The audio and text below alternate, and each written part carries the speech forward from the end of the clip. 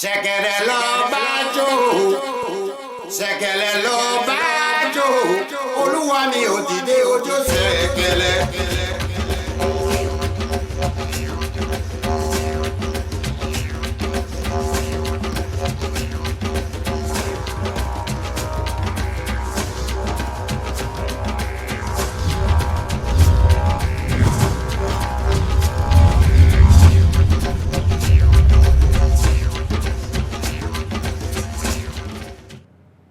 Welcome to Theoryforge Chronicles. I am Phantom X, joined as always by Sog, Legendary Neuro, and the infamous Diggs. And we have guests Artorien Luella with us. How is everyone doing?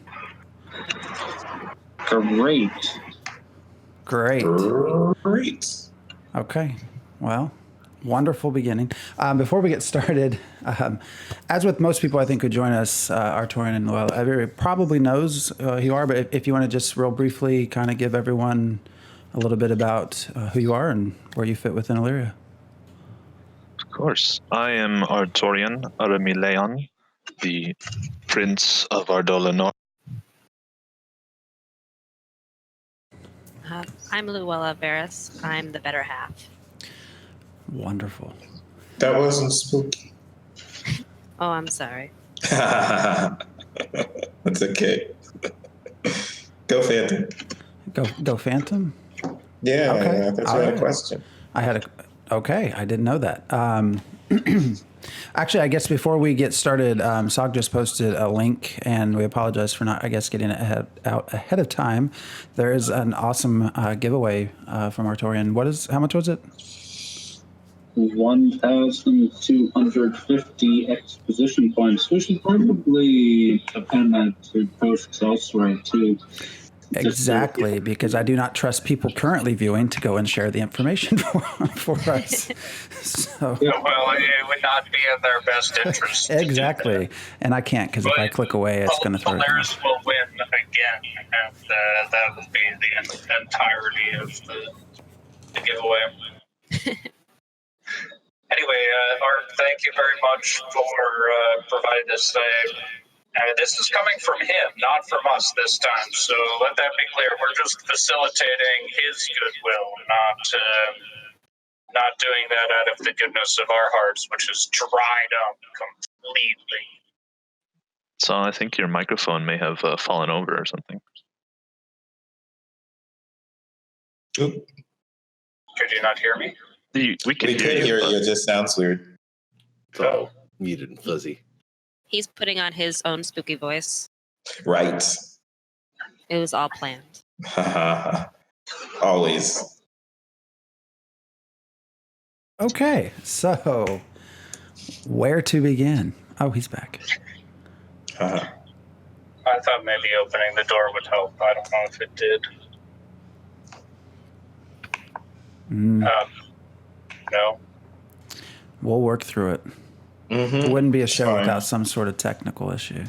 It's not as bad as mine was. I'm just happy it's not me this time. Mm-hmm. Or me. All right. Or you. And now we're going mobile. Okay.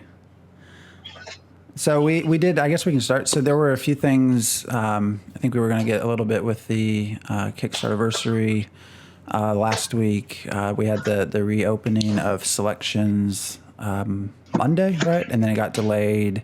Reopened, when did it reopen? Yesterday? Correct? I don't know. I feel like it was yesterday Yeah. when it opened back up for the people that still hadn't claimed it, yes. I And believe that's when I started seeing people. Definitely today I've been seeing people getting their stuff. and then Umbwa joined. So lots of stuff to go over. Did you not know that, Diggs? Wait, he joined what? What do you think?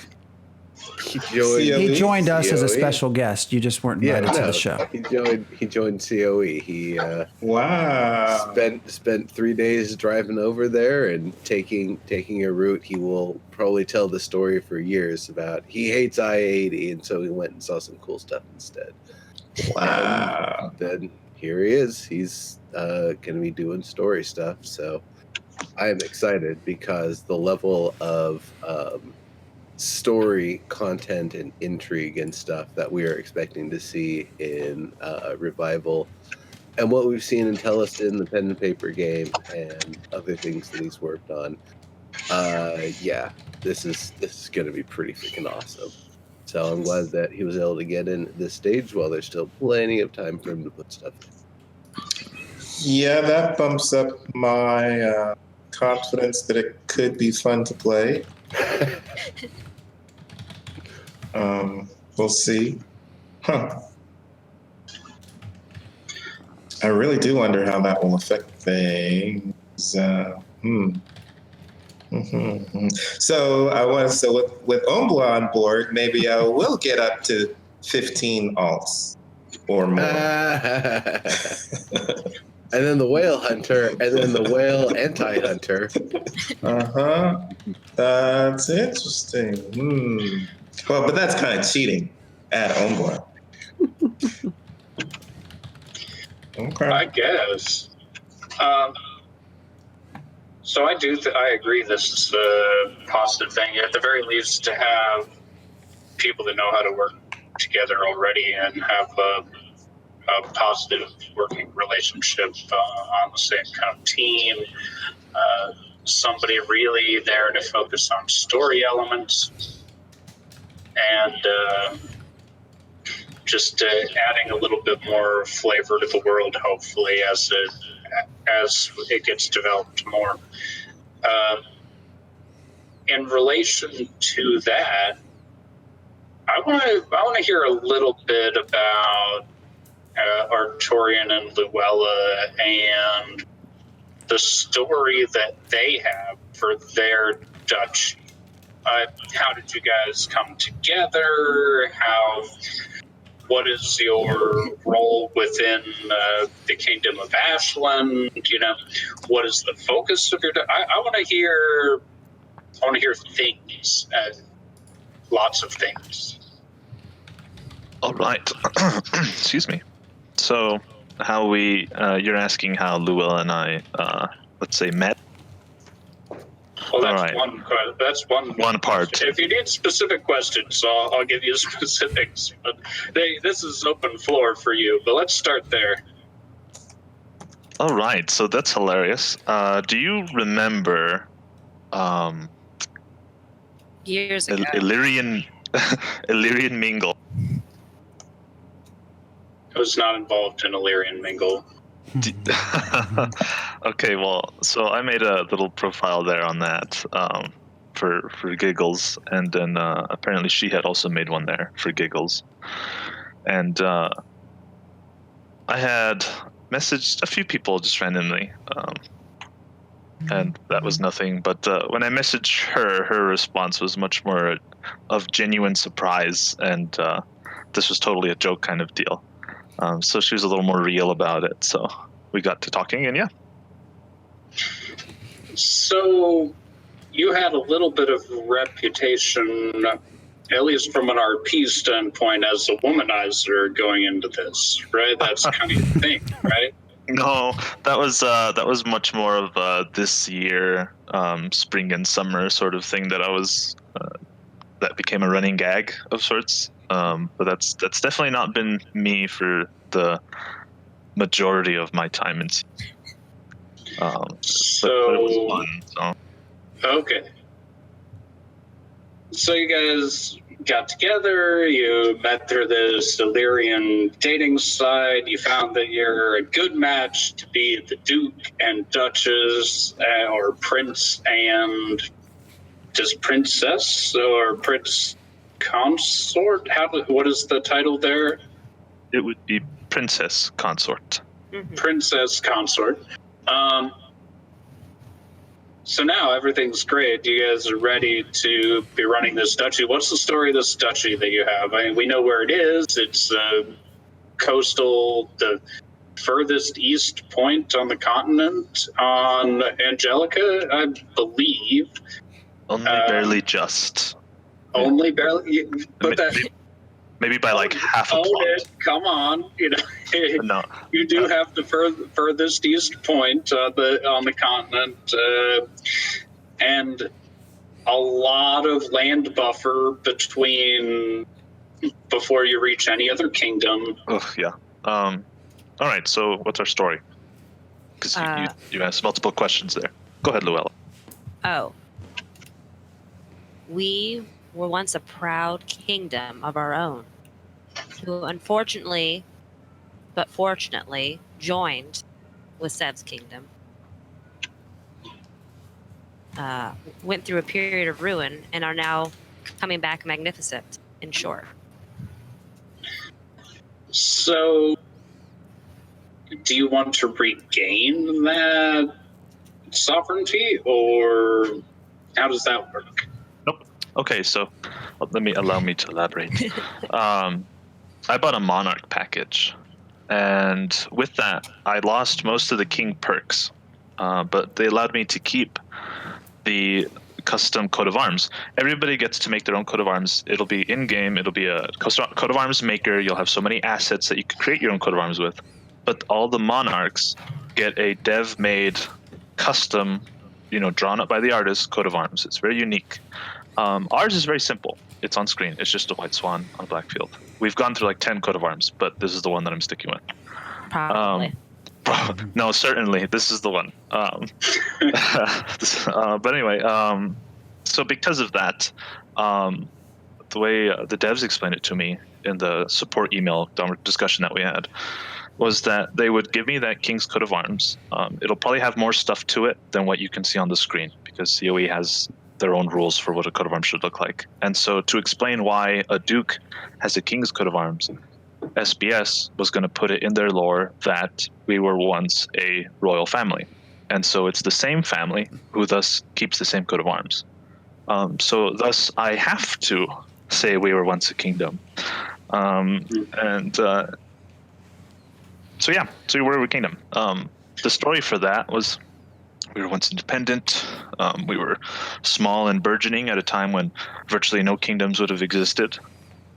We're talking probably, let's say, 300 to 400 years before the start of the game is the timeline Caspian gave us to play with. So I'll call it a petty kingdom if you think of medieval England, Dark Ages England, Viking Ages England, just a bunch of petty kingdoms, Northumbria and such. So there's smaller kingdoms. It rises up. They do really, really well for themselves. So now I have to explain how a single duchy, Sev's duchy, the king's duchy, becomes the kingdom that we are only a part of. How does a single duchy defeat an entire kingdom? So my explanation for that was a catastrophic civil war.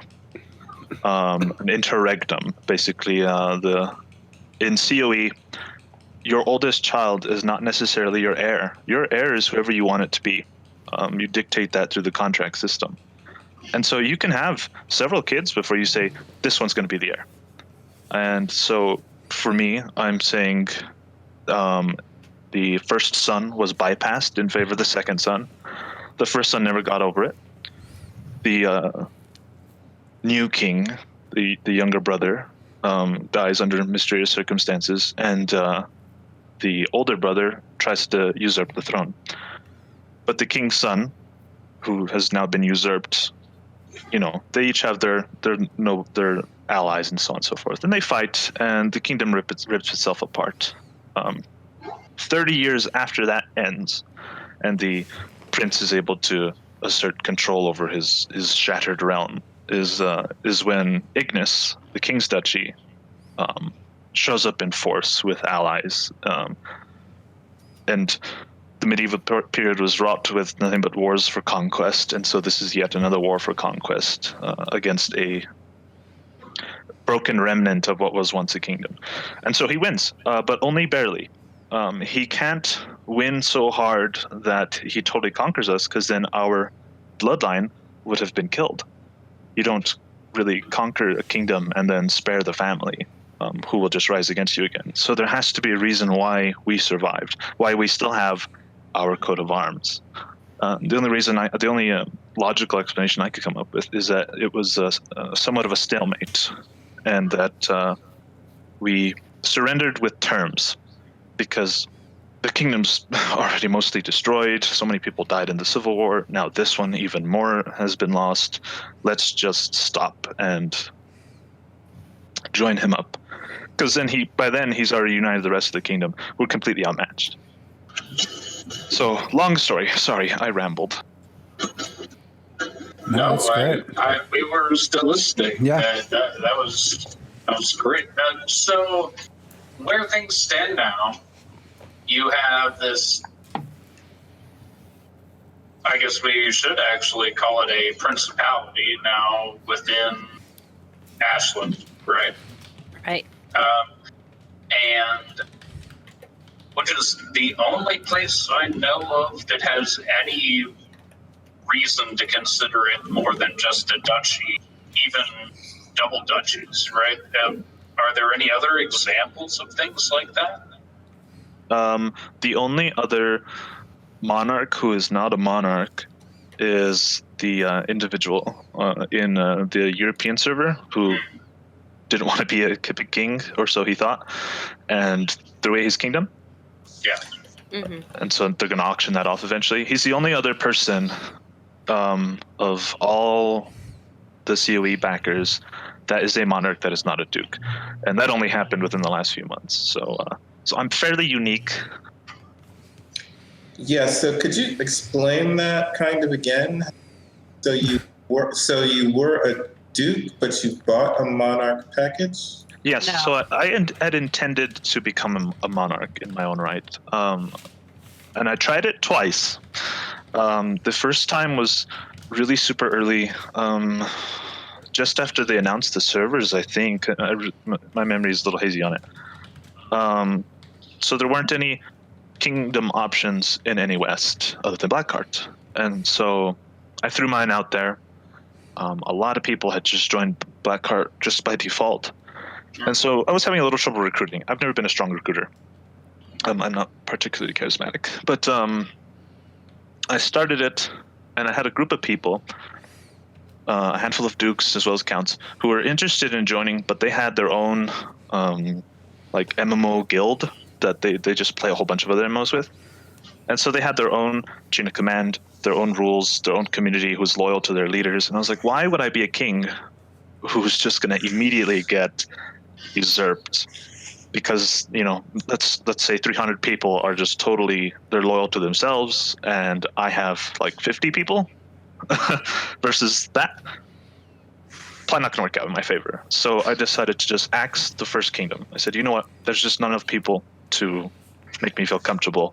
And with this big ass group, I can't tell them no. So they could force their way in. And this was at a time when kingdoms had more duchies. Now it's 12, but they used to have more. I think they had 24. So I was just worried about that. So I shelved that, went back to a duchy. Then sometime later, tried again after Ashland had already been created. We had one remaining kingdom slot, an NAW. And I said, you know what, I'm going to take that last slot. And then Tyria moved. I was going to take that last spot until Tyria was like, we're going to go NAW, actually. And Aranor, I paid off my king package before Aranor did.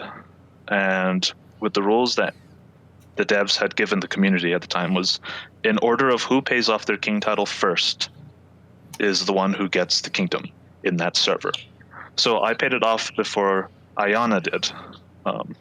And so with the last kingdom slot taken by Tyria, who had also long paid off their kingdom before me, I would have booted Aranor out of NAW. So I had to pick. Do I want an entire pissed off kingdom who will likely stay in NAW because that's where they live geographically, to come for my head, or maybe just not try to be a kingdom with like 2 dukes who had like 5 citizens each, and we'd get like the last pick because I was pretty much spent my limit, and so it was an easy choice for me. I said, why would I be a kingdom a second time? Why would I be a kingdom now? Piss off, eject a whole other one kingdom, and or be a very, very small king. I would rather be a big duke than a small king. So wait, you made a decision to pick a play style that you thought you might enjoy better? Crazy, right? Oh man, this is not how we play Chronicles of Elyria. And No, so, I respect that immensely. Like that's why it's a joke to me, because I think that I think that's the kind of thought process that a lot of us need to have. Is I was just thinking the same thing. I wish more people thought that through. Yeah. Well, and what he didn't mention, I remember at the time, there was a lot of consideration for all the people under him because they believed in this kingdom and what we were going to be. But at the same time, he didn't want to put them in a situation where all of their hard work and their land would just be stripped away because somebody wasn't happy with them. And that's why we've stuck together so long, I think. Because he put all of our feelings ahead of his, basically. For sure. So where does this go from here? So we've got a good history. We understand why there's a principality that's more than just a duchy. We've got this pretty good feeling about how it got there. Well, now what is Anum Seal? Anum Seal? How do I say that? Okay, so first, we have a pending name change for the duchy because I've done nothing but change my mind over the last 4 years. So Anum Ciel, it just means great coast, but we're not going with that anymore. Anum Ciel is now literally the coastline. If anybody has seen our forum thread or our Discord, I have some maps. We have our own language that I'm working on. We're probably about 890 words. But mostly just to help the counts name their counties in names that are, let's call it immersive and comparable to each other. You get the vibe that they're all from the same culture. Anum Ciel just means great coast, so it's now the literal coastline in between both of my duchies. Our name is going to be Ardolinor. And Ardolin means eastern, but it's synonymous with dawn. There's a whole lot of stuff there. That's a whole nother long chat from me about what the heck that means. But it means eastern or dawn or sunrise or royal sunrise, that sort of thing. There's a lot of meaning packed into it because it's very important to them because they are the easternmost duchy, or easternmost bit of land on the continent. But again, it's only by a few yards. But we're only just named after all of them. Yes. But you should just rub that in polite space over and over and over again. Right? It's like half a plot that sticks out just a little bit further than the ones just south of it. So what do you plan to do with it? What are your goals? Other people we talk to, they have kingdom borders. They're in positions where they don't even know who's on their border. But you're in a different position because you were kind of you're their first guy, right? He's gonna go grab Needle from Arya. Clearly. Hmm. This is Game of Thrones. No. Yeah. I'm not the assassin-y type. I read those books. They were fun. I'm just saying you're gonna have to protect somebody who's going for the throne. So you think I'm not going to protect Sev? Yeah. So we're right next to Sev. Yes. Just a stone's throw away from the capital. Especially if we're a mostly maritime duchy. That's a very short sail, just across the bay there. So, regrettably, we're not on the kingdom border with a foreign kingdom, so I'm not going to be the country's first line of defense at all. But certainly, we'll definitely we have most of our citizens, all 64 of them. Most of them want to do military stuff, and the ones who don't want to be a soldier want to do stuff in support of soldier, whether it's the logistic caravans or the crafting of weapons and armor and stuff, that kind of thing. Everybody wants to be a smith, to late game, I guess. But we're definitely going to be a very militarized duchy that we've always been. And so my focus then is naval power, not exclusively, but the only way you're going to project a military, you need to be, okay, let me rephrase that. You need to be built to project military power. And one of the best ways to do that is through naval power, especially since we are effectively far away from the border. I was going to say landlocked, but of course we're on the coast. We're far away from any potentially hostile border. So my focus is on maritime for the sake of delivering the army where it needs to go. Also, I like sailing in games. It's like one of my favorite things to do. But so that's the plan. Now, you kind of asked earlier, so I'll try to answer it. Political plans for the duchy. Oh, you were a kingdom once. Are you going to try to go kingdom again? No. We have a count who placed in South Gold Reach, 6 times count. The 2 other counts. I saw that placement. I didn't know about that. This is actually new information for me. I didn't dig deep into it, but this is a cool story. I'm looking forward to hearing it. Sorry to interrupt. No, yeah, that's fine. Also, don't want to interrupt, but if you're following along in chat, it looks like Serpentius might have just approved your duchy name. Ooh. Oh, well, thank you, Serpentius. Now it's official until he changes it again. No, not changing. It costs $50. No, 50. Costs $50. Oh, 50 for a duchy. Yeah. I don't have access to that price point. Oh, I'm sorry. I didn't mean to. Anyway, so political plans. No, I don't intend to try to become king. I don't think I would be. Odds are, in the hypothetical scenarios, Sev decides, I'm kind of tired of COE. I want to take a break and just have a simpler role in the game and, I don't know, play other games or something. WoW 3 or something. Even then, I'm not the community's first pick. I'm not Mr. Popular. I could be very mean sometimes, and I've definitely hurt some people. I could be a little aggressive and a little bit of a short temper sometimes. I try to control it. I do pretty good at it, but sometimes it slips. So I'm not exactly the popular guy. Typically, I'm more the enforcement guy. Even in real life, I'm a safety inspector, and it's technically law enforcement. I'm traveling for work now for one such incident that occurred. But yeah, so I try to focus on my own personal strengths, and I do a much better job focusing on things that more suit my personality, military stuff. Not conquest and become king stuff, but military stuff. I love the playing logistics role and we have to put this force here within this amount of time, and they're going to need this, that kind of stuff. That's what really kind of interests me. Logistics. Yeah, I mean, you have to get to the battle to fight it, and then you have to leave the battle and make it back home. You don't have to leave. Right, you don't. But ideally. Ideally.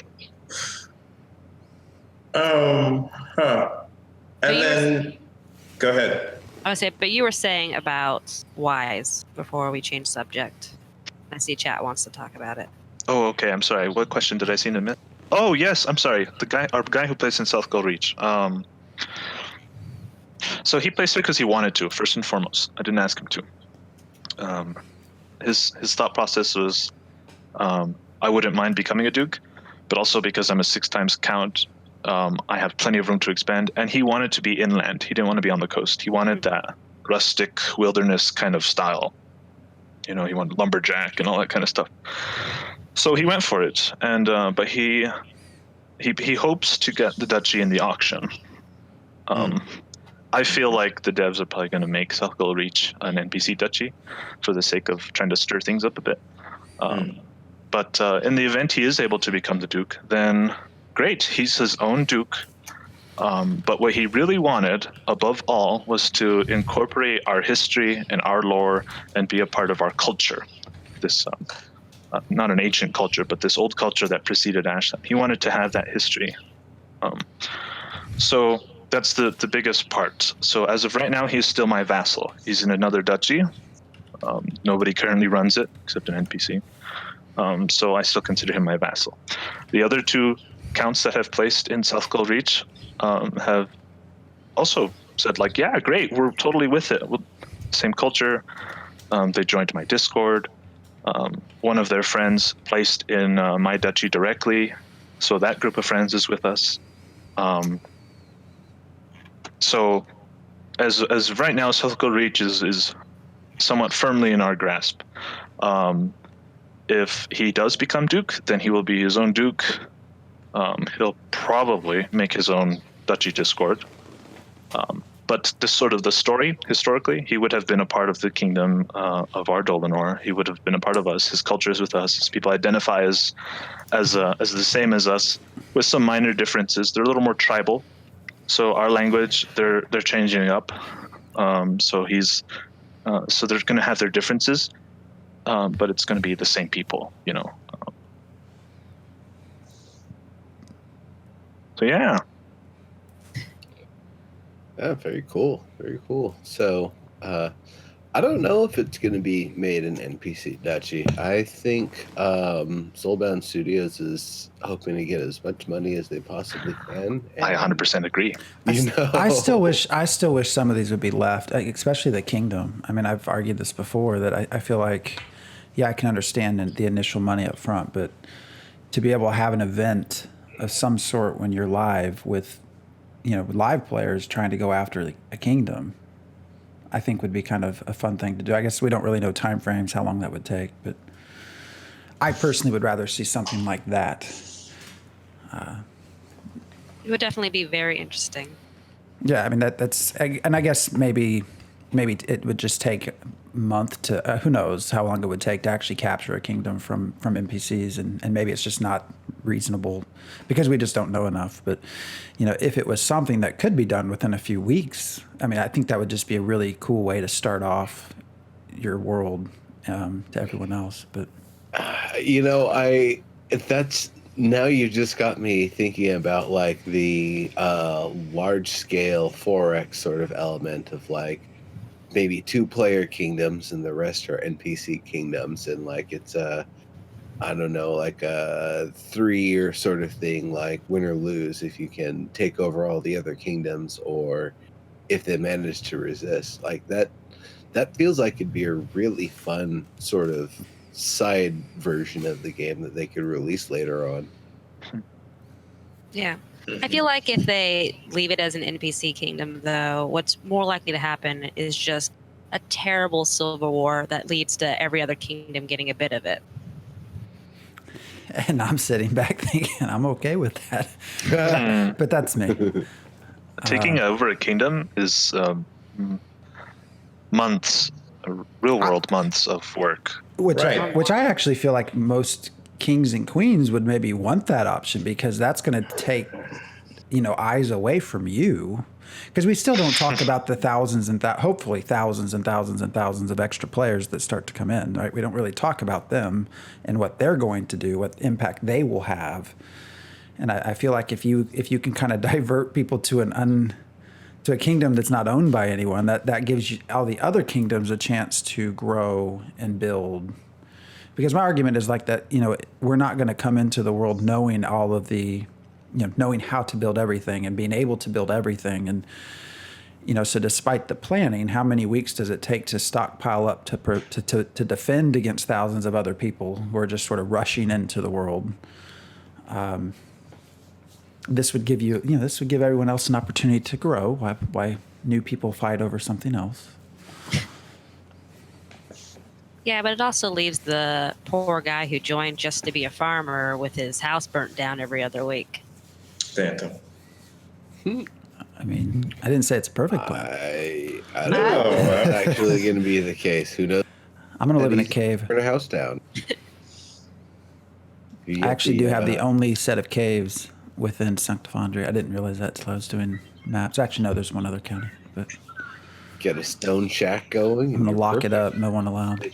They try to burn it, and it's like, no, I got a stone shack. Sorry, can't burn it. Just a stone shack and buy a ballista.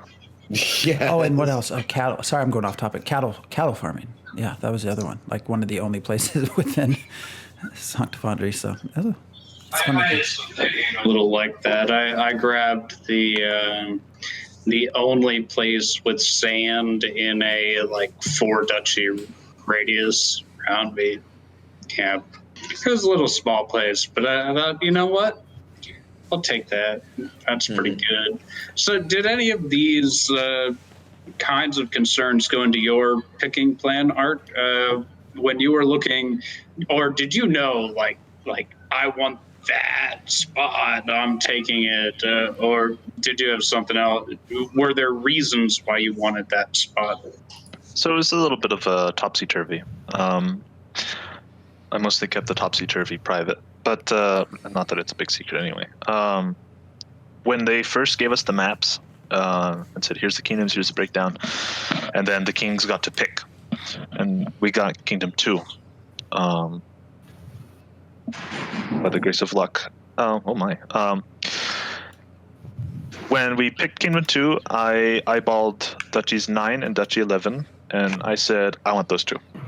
That was just right away. The bigger ones didn't particularly interest me. The reason I wanted those two is because they're more northern. Well, okay, let me put this first. The reason I knew I wanted those two was because I knew every other duke in Ashland had more IP than me, and that they wanted like the border territories. So I just threw that out the mind. Who cares about that now? So I said, all right, so I want these two then. Reason being, they're the most northern of the Naren duchies on that nice big coastline. And thus it's much easier to ship great quality Harathi building stone across the bay than it is to cart it over land, right? So Hardside, the big duchy that's now part of Sanctifandry, nice big duchy, big long coastline. And part of me is thinking, building a port is an expensive task. Building a lot of ports on a huge coastline is an expensive task. How about a more focused coastline with a few really great ports? And instead of being on that end of this big giant peninsula, how about we're on the other end, so that way traffic to the other half of the kingdom is so much easier. And then I wanted 2 duchies that were coastal, not to hug the coastline, but to enable people from one end of the duchy to get to the opposite end of the duchy much faster by boat than by land. Granted, it is a very small double duchy. Our double duchy is smaller than Sev's single duchy, Ignis, and it's much smaller than Sanctifandry alone.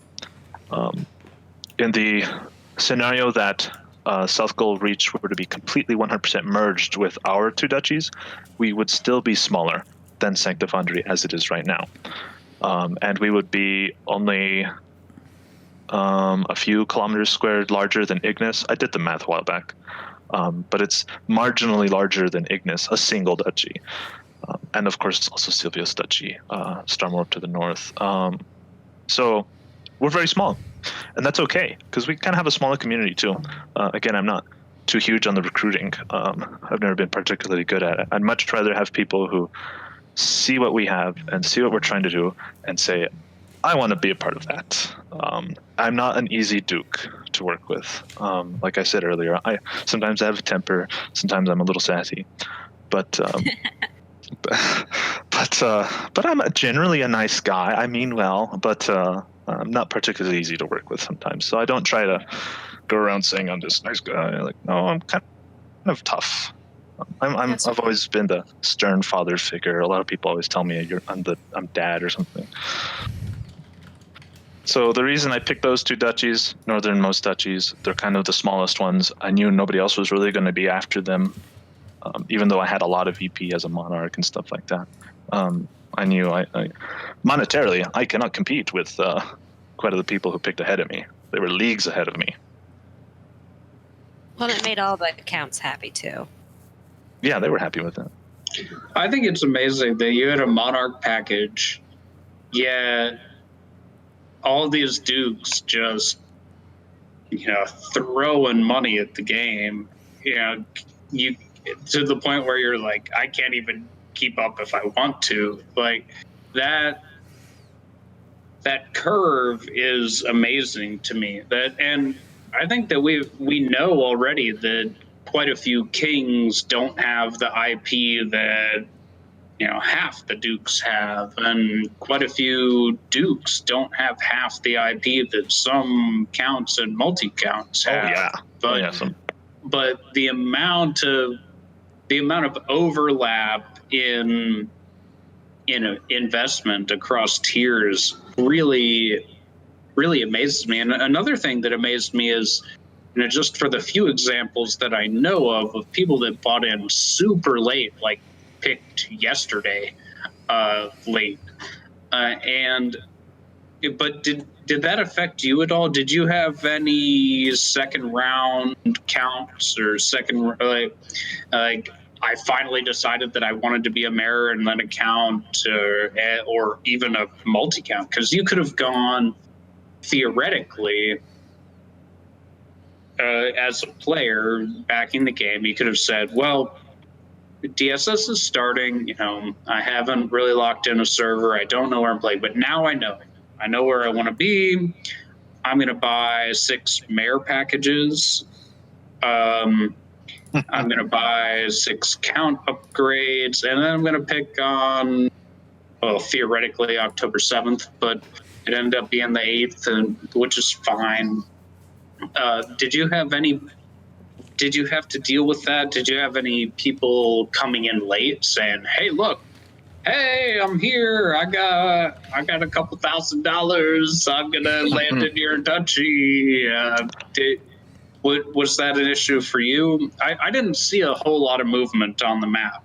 No, I don't see it as I have to deal with. Oh, I'm sorry. Were you still talking? You went real quiet. I went quiet because I'm done talking. Oh, I'm sorry. I just didn't cue you very well. Sorry. Okay, so yeah, no, I didn't have anybody to deal with. We have one, I think, mayor who nobody knows who it is. All right.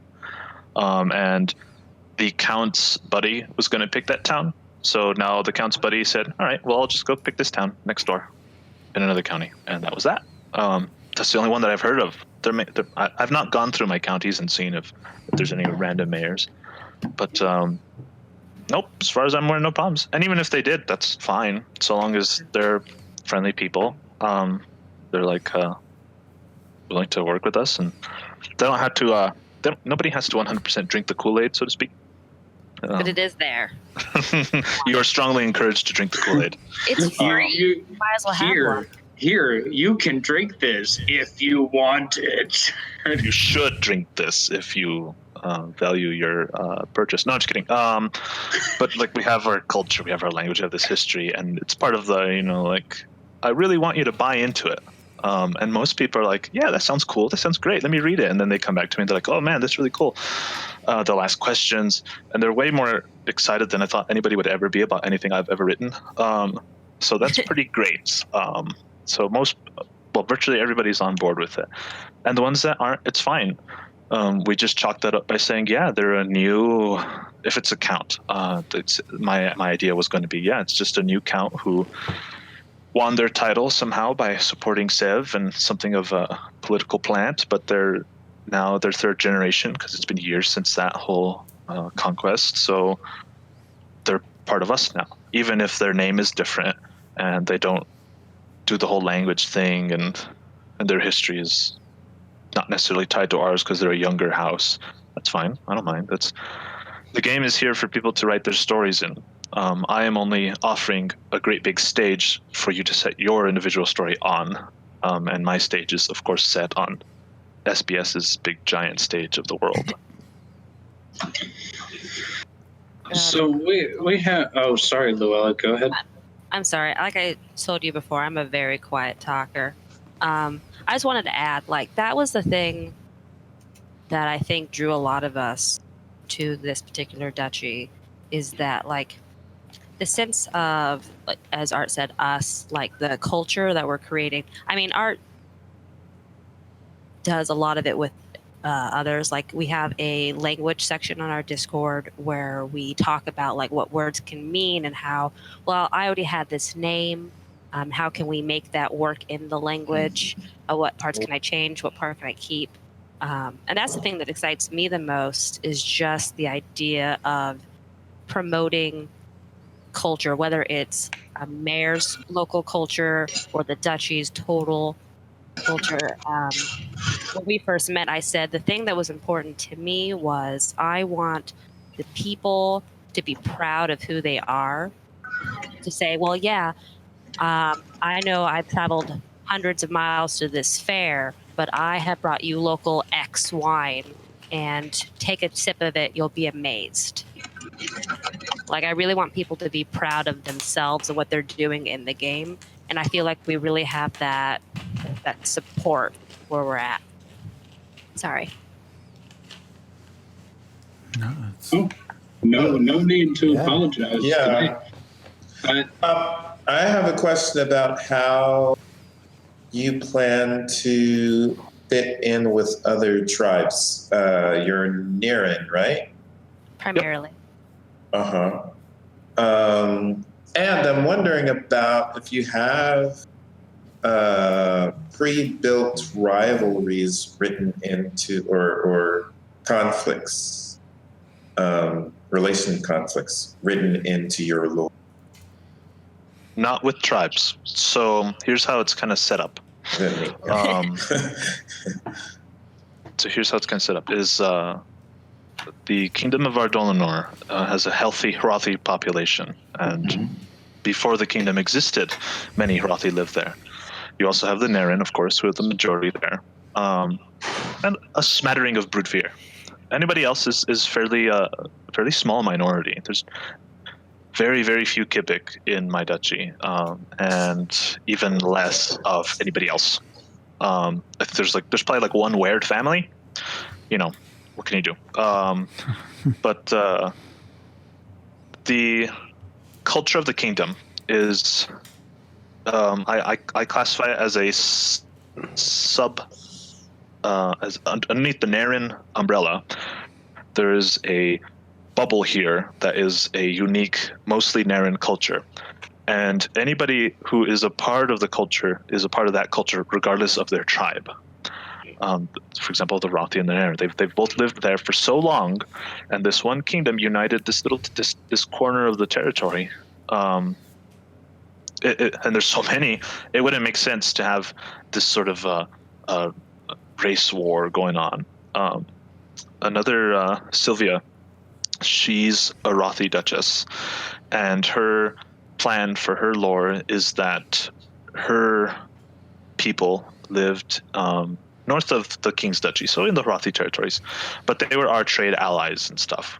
And when Ignis went on its war of conquest and unification, they stood with their trade allies to the south.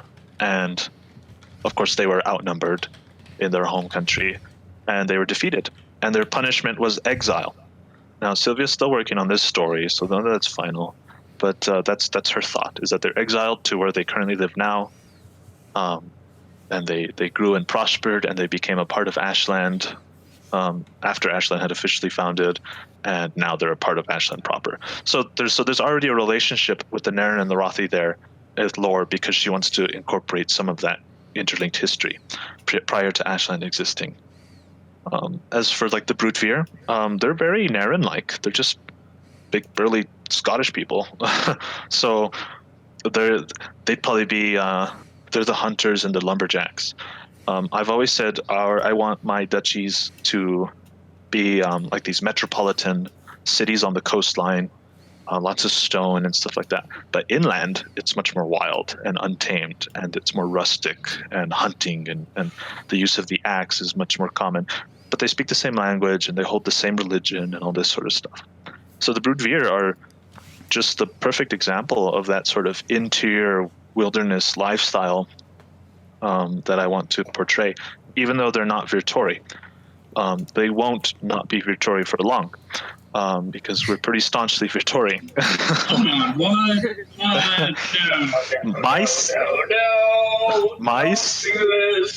My city, the number one profession is priest.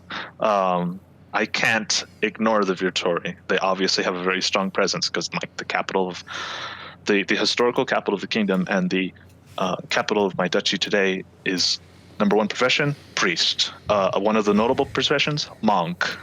In a little village just next to it on the river. You could see it from town. Is the primary profession is monk, I think, or maybe monk is number two. So you have monks and priests in these two settlements right next to each other. It's a very religious area. So that's a big thing. Our coat of arms here, the 7 stars is, of course, one representing each of the virtues. And each of those stars has 7 points. Simply reiterating that same point. 7 is a very important number.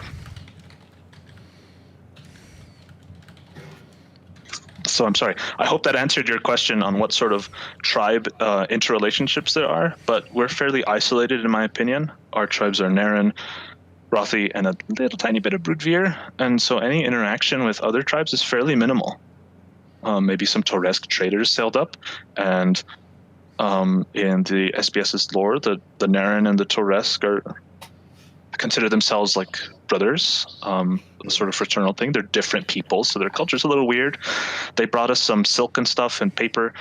Great, have a good day. Here's some wine, and here's some of our goods, and we trade with them, and that's about the end of it. And anybody else is too far away for us to say that we are involved with them. Okay, yeah, I thought I saw, but I might have. So what's right on your border?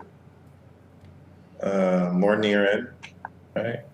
Naren, more Naren. We can take care of the priests if you need us to. I mean, figure something out. Those are my battle priests. Oh yeah. It's a stronghold, so those are military priests. Until it's I time will for happily. They're not regular.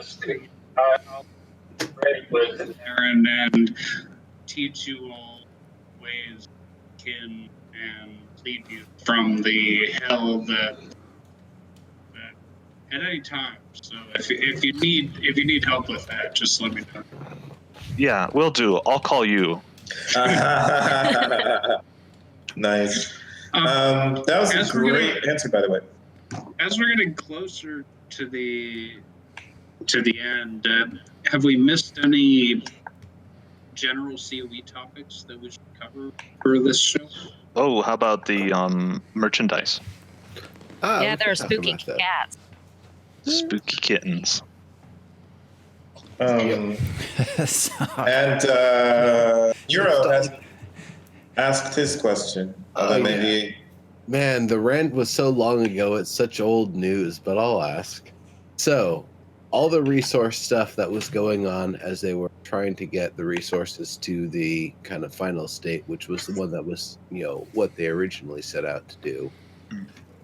With all of the resources mixing around and anything, did that at all affect any of your decisions, either before you got a chance to decide or any regret after you made your decision, or is it not really a big deal? Yes, I forgot that little part in how we chose our duchies. So I got super anxious. I was convinced that we were going to have, it only takes one person, one duke, to place in a Naren duchy ahead of me, and I'm booted out of the Naren duchies because I didn't want to burn one of my duchies for just one duchy. It's kingdom to 2 duchies. Now we're just one duchy. That's a lot of sacrifice. And I had already missed the window for burning a title willingly for EP or whatever. So I really didn't want to do that. So I got super nervous. And I got it in my head that somebody was going to place ahead of me. And so I was like, you know what? I should just accept it.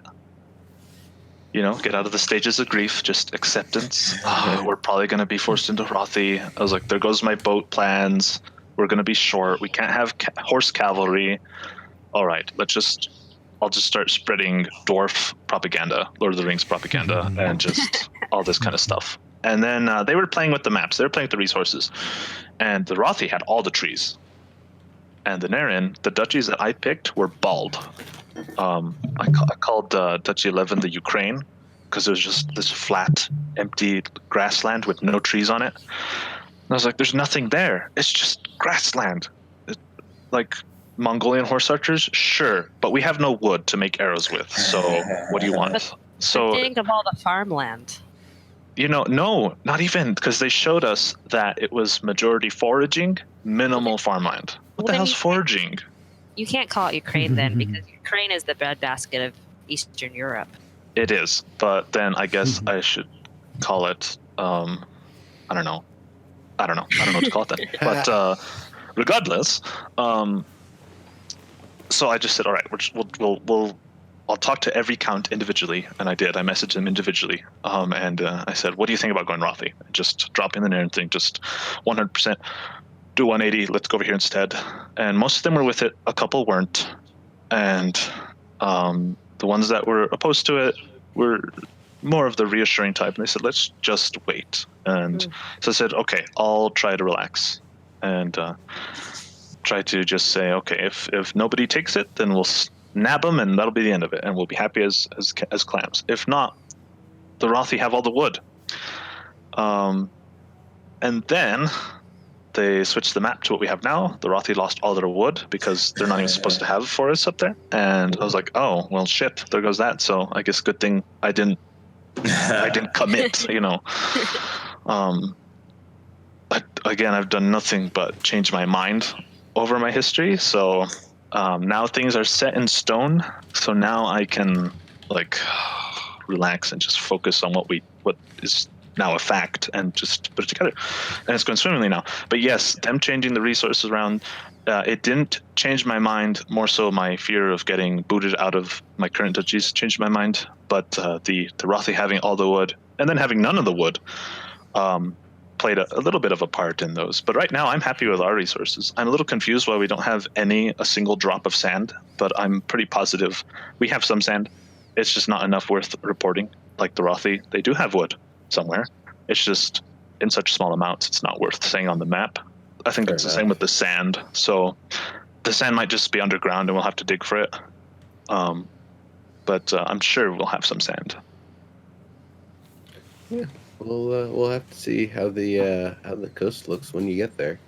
Rocky, steep, cliffy. I hope it's steep, beautiful cliffs everywhere, except where I live. Except on your beach, right? Yeah. Think about how popular it'll be.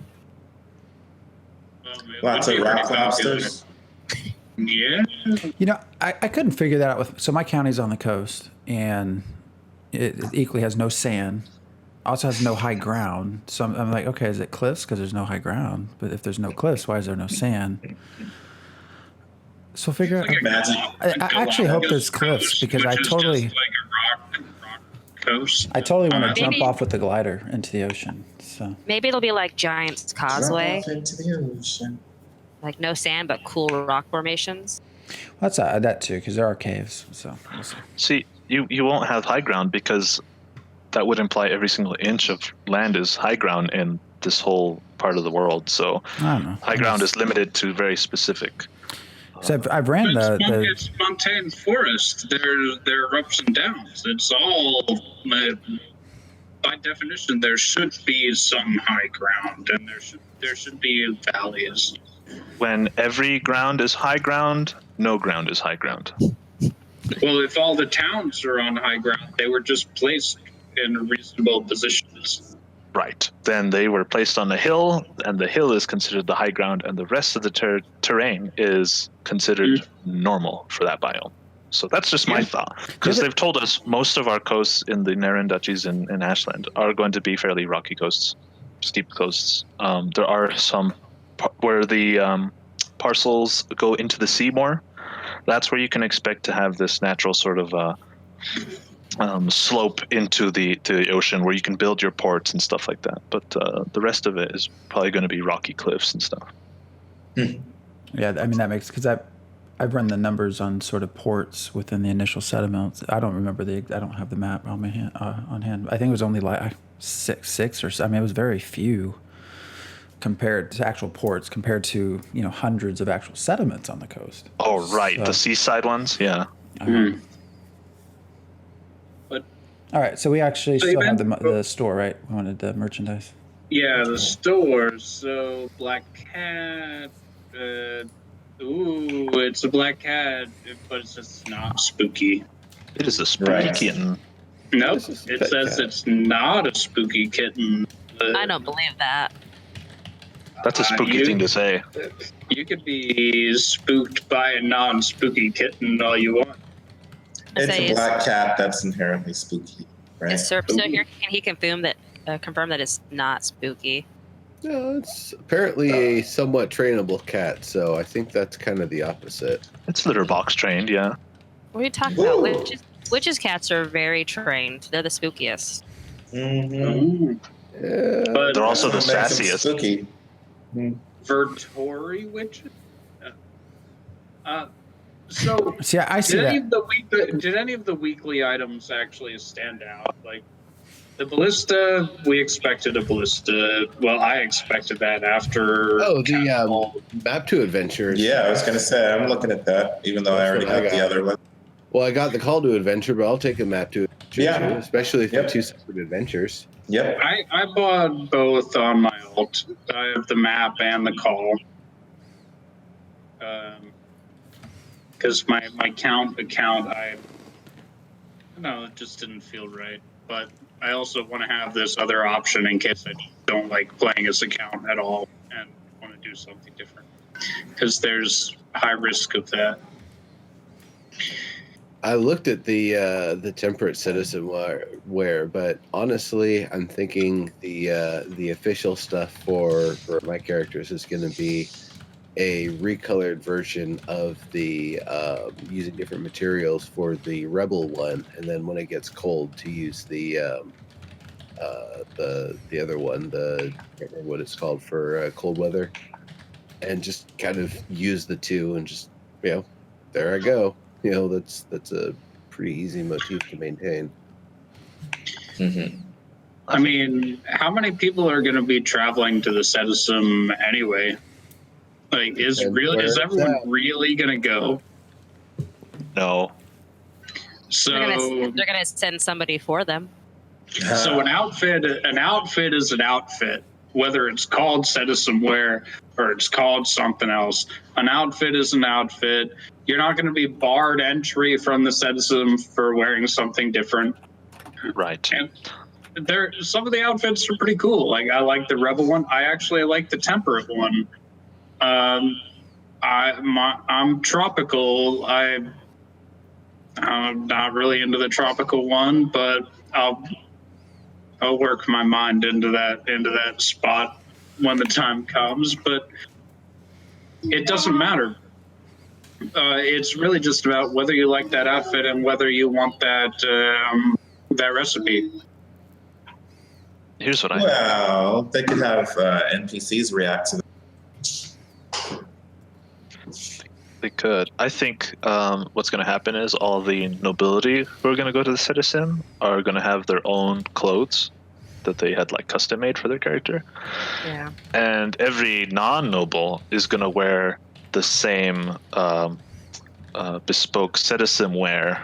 And, it's just not fashionable to wear the same thing somebody else is wearing when you're a noble. So It's so bespoke. yeah.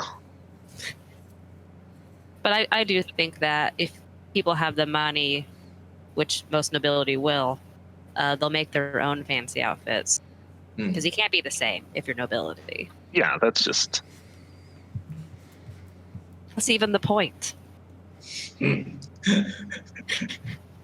guys are fun. Like, you guys are the people I'd want to play with, probably. Thanks. Well, I mean, I guess I haven't actually had... Well, I guess I've had my Duke on, but not my mayors, so...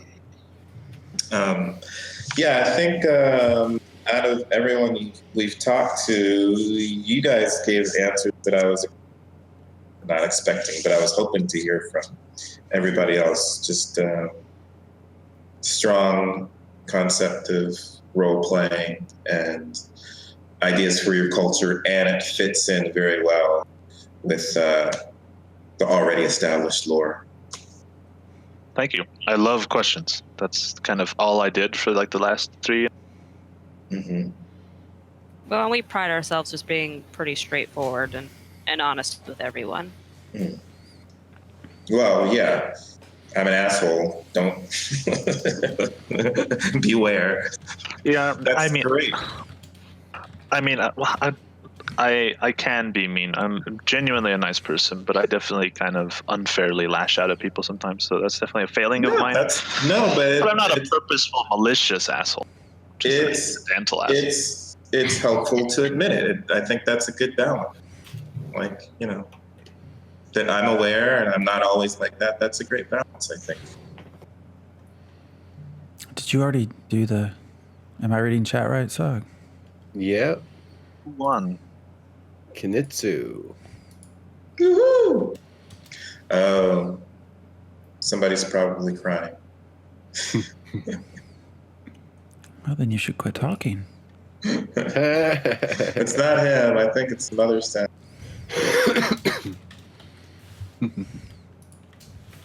Okie dokie, that's pretty cool. It was really fun having you guys on, by the way. Thanks so much for inviting us. I do have one other question. So with all the piles and piles of EP that you have, it kind of sounds like you're going to make your own version of SeaTac, like a large one big shipping warehouse infrastructure, and then the super highway to pass all the goods around. No. No. Don't put your eggs in one basket. Okay. No, my plan for my EP, and it's not half as much as some Dukes have, right? So we'll just throw that out there. But my plan is just to spread it around, plug as many gaps as we need. There's counties that have stone resources. I want stone. We need stone. They might not have, enough mines or quarries for that stone.